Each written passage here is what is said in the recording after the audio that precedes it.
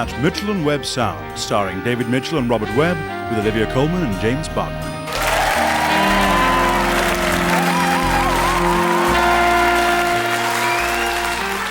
And now on Radio 4, Nature Notes with Nathan Knight. Hello. Later on the programme, Lionel Kellaway will be teaching us how to tell weasels apart. And we'll be asking, mongooses or mongeese? Just what is the plural?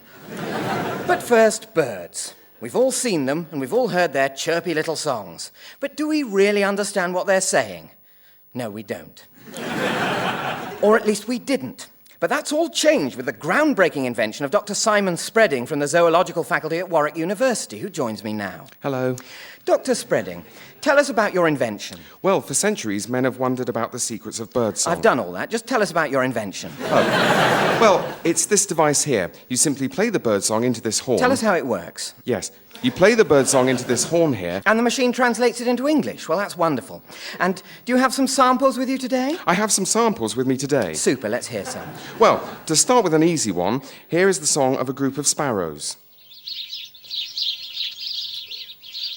That's lovely. Yes, and this, roughly, is what it means in human terms. We are the sparrows, we are the sparrows, the cabbages, the buffers, the blue tits again. We are the sparrows and we rule. Okay! I see. Well, of course, sparrows aren't famed for their song. What about something like the nightingale? Yes, I think I have a nightingale recording here.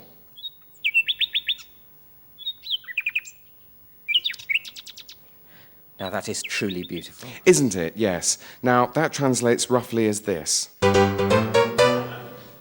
the hell out of my tree. This here tree belongs to me. And has done since last Friday week, so unless you want to punch up the beak, get the hell out of my tree. Flock off! Right. So is all birdsong this aggressive? Oh, no, not at all. Those are both territorial cries, you see. But birds also create beautiful love songs, like this one.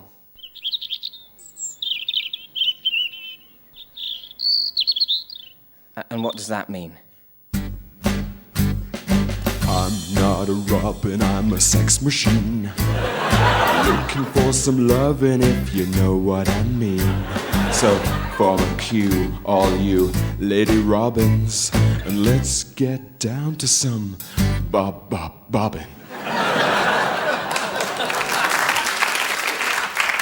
Hello? Are you a pensioner who still unbelievably hasn't got a bank account, but draws their pension in cash from a post office and then keeps it in a mattress? Well, why not? Pension books are comforting, aren't they? And they remind you of rationing and when things were audible. But do you realise how many post offices get violently held up every year because of the cash they have to process for you? And how many pensioners get beaten up in their own homes by drug addicts who are incensed to discover that all the cash is in £1 notes? Well, it's loads. And we at the government have decided we'd had enough of it, whatever you think.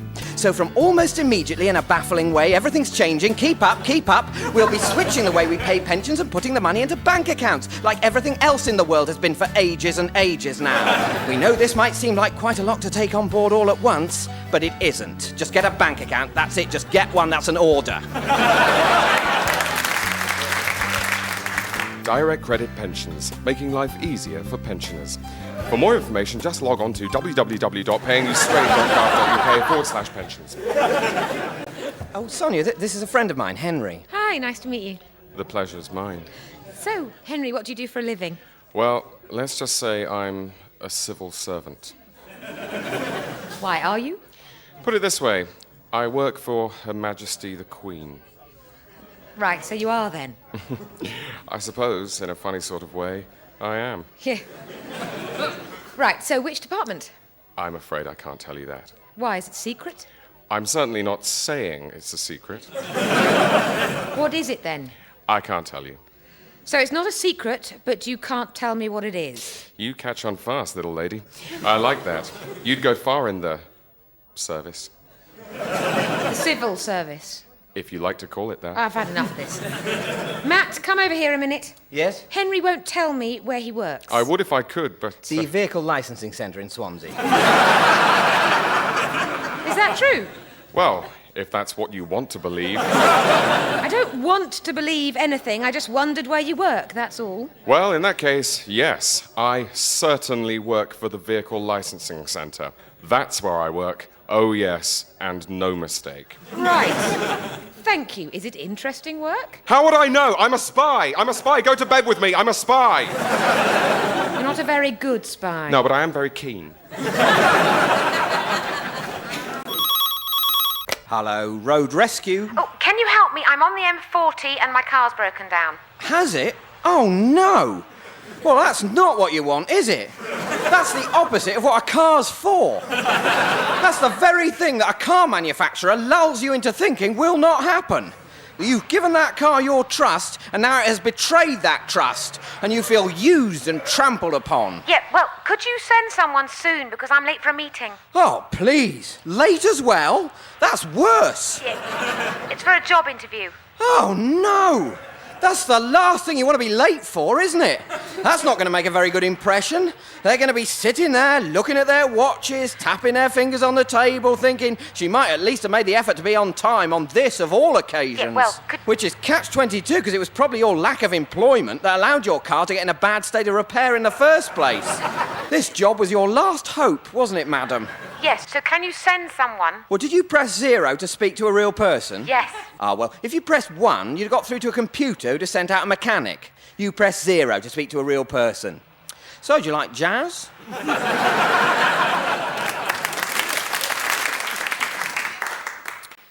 Hi, Robert. Thanks for coming round. It's just I know what a whiz you are with computers, and I'm having a bit of a problem with the internet. You got a broadband connection recently, didn't you? Yeah, that's the problem. Is it not working? Actually, it's sort of working too well. What do you mean? Well, you know how broadband's really quick and you can download things without really thinking? Well, there was this button and I double-clicked it, and before I knew it, I downloaded the internet.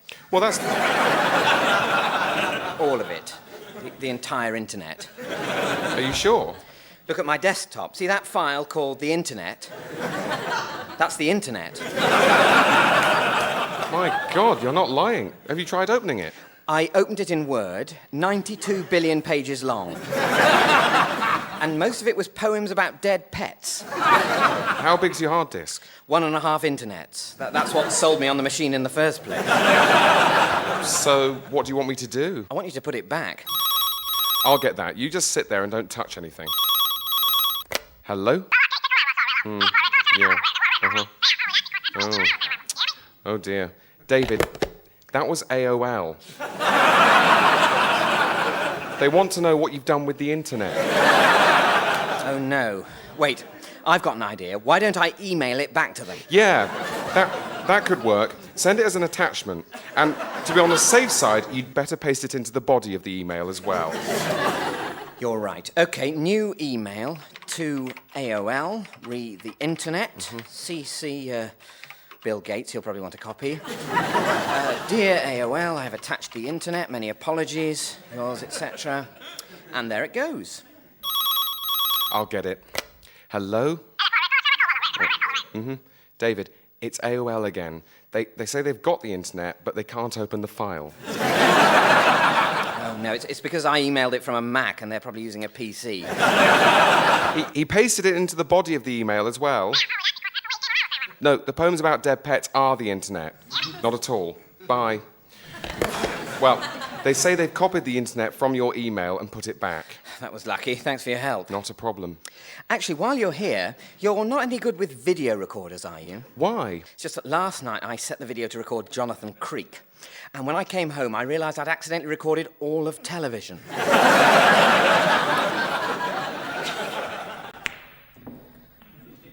Oh, and that's a bad miss.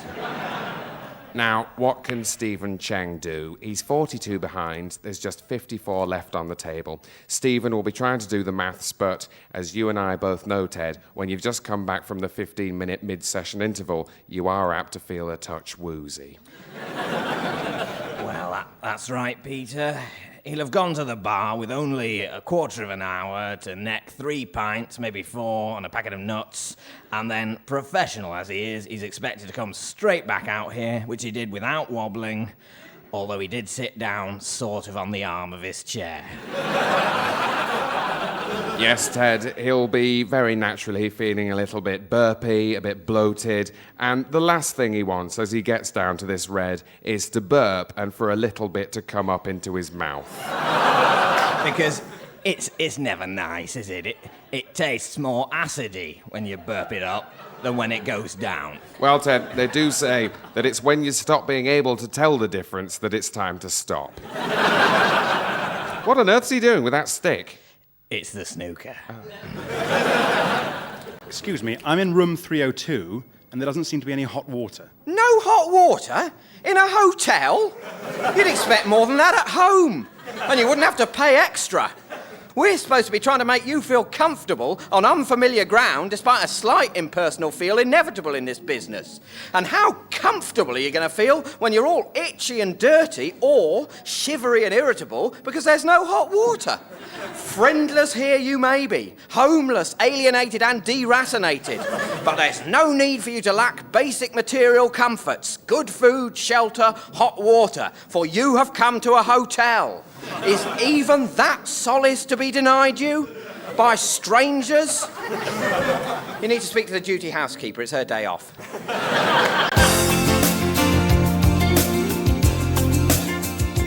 Hi, yes, lucky old you. It's me again, Jason. They call me the daytime TV Alexander the Great. I've conquered the known world before I'm 30, except for that disastrous stint on Ready, Steady, Cook. Wasn't my fault. I put nut allergy on the form. Anyway, no hard feelings. Welcome to yet another edition of Crap in the Loft, the show where you, the public, get to exchange the bric-a-brac you've got in the attic for dreams come true, usually in the form of blue-collar electrical goods, in my experience. Very few people seem to be able to dream beyond Dixon's.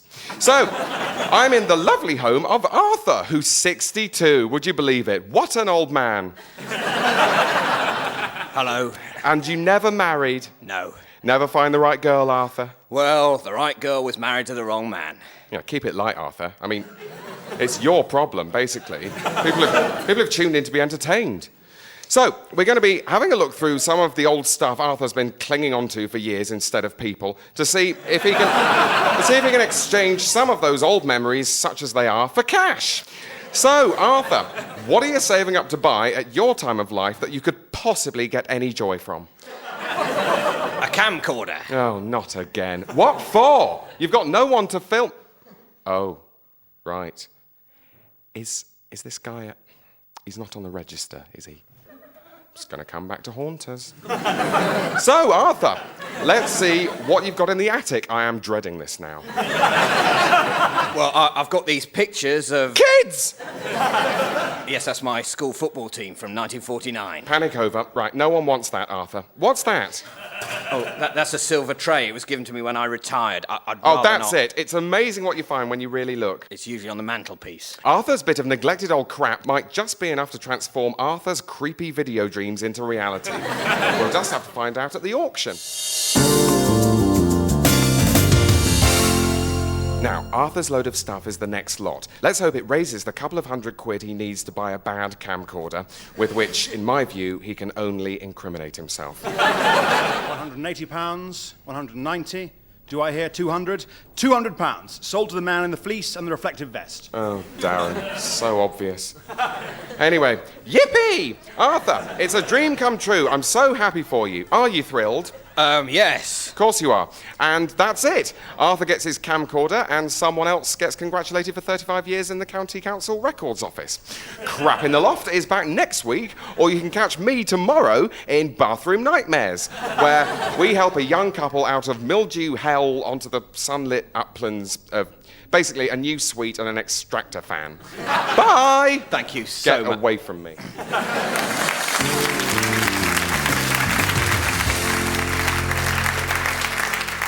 Next week, at the same time on Channel 4, our new reality show, Golden Anniversary Island, where 8 couples who've just celebrated their golden wedding anniversaries are tempted apart by the genital antics of sex industry professionals.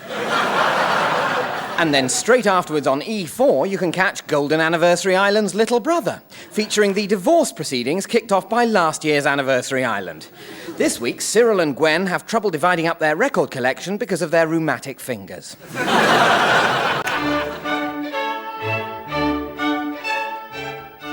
Meanwhile, in 18th century France.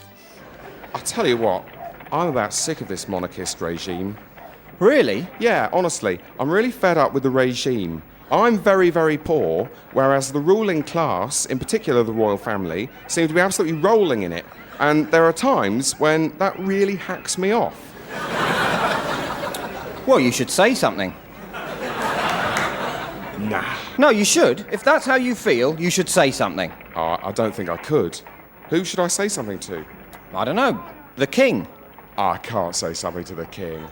No, come on. The king has always said, my door is always open for problems, queries. Has he always said that? Yeah, well, it's implied.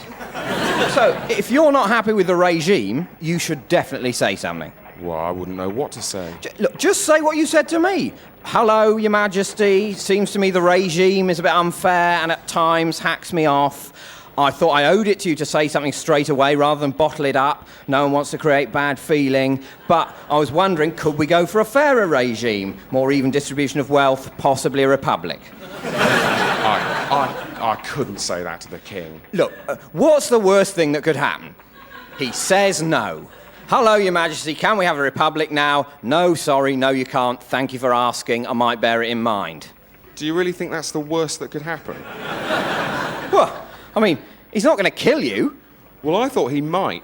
I thought he might kill me. You've been reading too many... I can't read. You can't read? You should definitely say something. No, I'm not like that. Well, I will then. What? I'll go and say something if you like. Will you? Yeah, I'll go now. Now? Yeah, you wait here. I'll be back in a minute. I'll go and say something. Officer, can I go in and see the king? Of course. Cheers. He is, He's saying something. Thanks for your time. How'd it go? It's a yes. What? He said yes. I said, can we have a republic? He said, yeah, all right. That was a lot easier than I expected. Well, if you don't say something, don't ask, don't get. That was Interpersonal Skills from History, Module 5, Assertiveness. In the next module, How to Move On from Your Mistakes. I told you there were soldiers in that horse. Steve, you are not helping.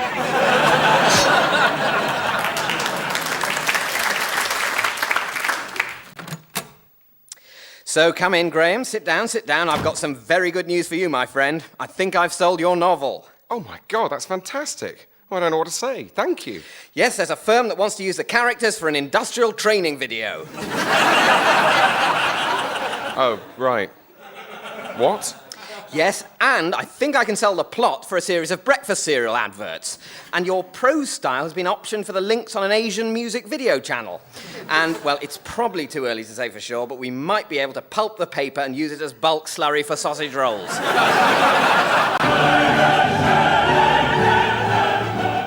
Hello and welcome to Big Talk, where the hugely important is finally given the attention it deserves. I'm Raymond Terrific, and as usual, I've surrounded myself with some of the brainiest guys I've ever met. And that's saying something, because I've met the Queen. As usual on Big Talk, we're going to take on some gargantuan topics and clear them up once and for all. First up, it's a biggie, but I refuse to be scared. Is there a God? Leonard. Well, this is an age-old... Answer can't be long as the question, Leonard. Do not show you're working. Well, of course, it's just a matter of... Yes or no? Yes. Great, he shoots, he scores. Moving on. What are we going to do about the problem? Hang on, there isn't a God. What? But he said there was. Yes, but that was just a reflection. Leonard, did you or did you not say there was a God? I did. So has Danielle got some new information, or were you playing me like a balalaika? Come on, boffins, I've already wasted time saying balalaika when drum would do. Let's get to the bottom of this. I think the problem we're having here is that Leonard thinks there's a God and I think there isn't. Oh, you are having a go. No, it's just that we respectfully disagree. This is bad news. Can we sort it, boffins? Richard, get into this. Casting vote. I'm agnostic. Oh, make the tea. Guys, boffins, we need to know if there's a God. It's important. Well, there is no yes or no answer. What? I can think of 2 yes or no answers just off the top of my head.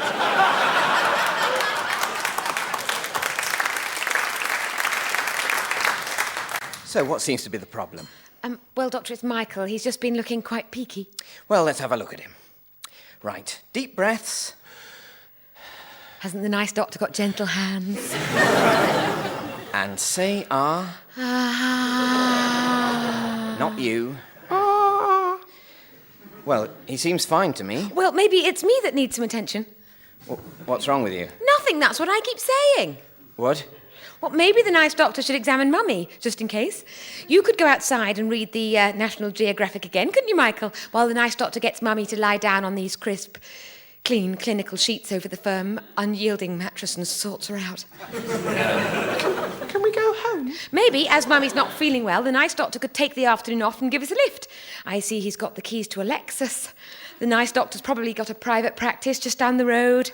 Long hours, there's devotion. Putting career first. Maybe the nice doctor's marriage is falling apart and he just needs someone with less baggage who'll listen to him and not make all those demands. Right, anyway, Michael, here's a lollipop, and keep an eye on it. Doesn't Mummy get a lollipop as well? Afraid not. Would you like my lollipop, Mummy? It's not the same, Michael, and you know it. Well, sadly, the rain we had over the weekend has made the river swollen and totally unfishable. But never mind, because Brian's brought me to one of his favourite local spots instead. Now, Brian, tell us a bit about this spot and what we're hoping to catch here today. Well, this is someone's back garden, and I'm hoping we can get ourselves a couple of nice cats. Cats, really? Oh, yes. Cats offer excellent sport for the fishermen. They're smarter than your average fish, but they'll still take a bait because they're not expecting food with hooks in. Right. So what kind of tackle do we use? Well, I usually use an artificial tide mouse. This is a dormouse I tied myself. Hold on. I've just spotted a big tabby. Where? There, in the ladies' kitchen. Look, on the windowsill. OK, get down. Don't let him see you. Now, I'm just going to get his attention by casting the mouse against the window. OK, he's seen it and he's on the move. Now, bring it back. And I'm just going to try and place it right by the cat flap. Lovely. There he is. He's sniffing it. He's sniffing it. Come on, take it. Take it, you big fluffy bugger. He's got it. And we're in. Oh, they're excellent fighters, these tabbies. Careful, he's heading for the rockery. You'll never get him out of there. It's OK, I've got him. Now, I've just got to keep him away from that shed. Grab the net. Got him. Well done, Brian. Well done. Well, it's been a great day here. We've had several tabbies, a Burmese, and even a squirrel. But we've heard the RSPCA might be on the way, so we've decided to call it a day. Just time for the final weigh-in. If you could bring the net over, Brian. And it's just under £58. Marvellous. Let's put them back. I tell you, there is no more majestic sight for a cat fisherman than to see 15 or so cats running off into the distance, totally terrified, but none the worse for their experience. Apart from the damage to their mouths and faces from the hooks. Yeah, wonderful. The producers wish to point out that no cats were harmed in the production of this sketch. Professional cat vocal artists were used and were paid with a nice big piece of salmon each. The salmon was harmed. I got these jeans yesterday and I wondered if I could swap them for a different size. Do you mean different size or do you mean larger size? Well, yes, they are a bit tight. Oh, my word! Well, that's not going to do your self-esteem any favours, is it? Don't tell me you walked in here, got them off the peg, didn't even try them on. You've been a 30-inch waist since you were a teenager. You get them home and suddenly, oh my God, what is that huge roll of sallow flab hanging over the waistband like the excess pastry hanging off an untrimmed pie? Well, they're not that bad. Don't apologise. You've got nothing to be ashamed of. Just because time, the old enemy, has crept up on you and turned you into a fat girl, it doesn't make you any less of a person. On the contrary... Oh, I realise now that has come out as a sort of joke, which, believe me, is the last thing I meant to happen. I don't want to laugh at you. Ha ha, laugh at Fatty. That's not what I'm into. You've got supermodels, the media, a lifetime of body image conditioning to contend with. You don't need me joining in and saying you're not a real woman. That Callista Flockhart, what an idiot. You're twice the woman she is. No! No, I mean, you're worth your weight. No, let me not do this again. I just mean you're bigger than all that. No! Oh, the system. Do you see? I'm as trapped as you. I've not been granted the language with which to say you're not fat. Right, so can I change them? No, you need a receipt.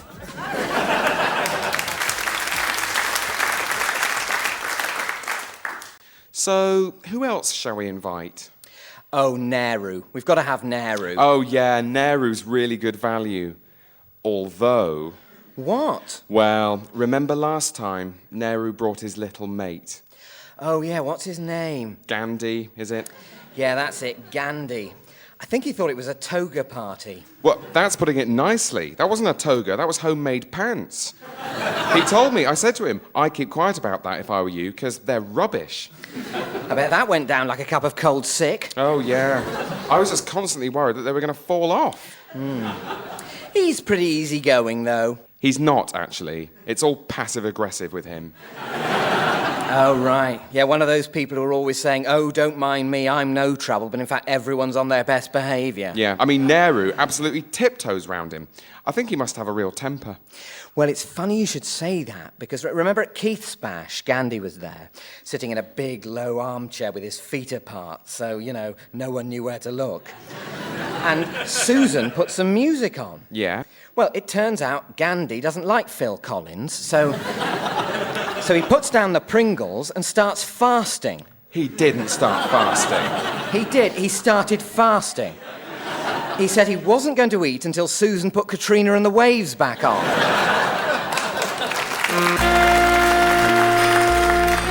That Mitchell and Webb sound starred Robert Webb, David Mitchell, Olivia Colman, and James Barkman. It was written by David Mitchell and Robert Webb, Jesse Armstrong and Sam Bain, David Quantick, James Barkman and Mark Evans, John Finnemore, and Chris Reddy. And the producer was Gareth Edwards.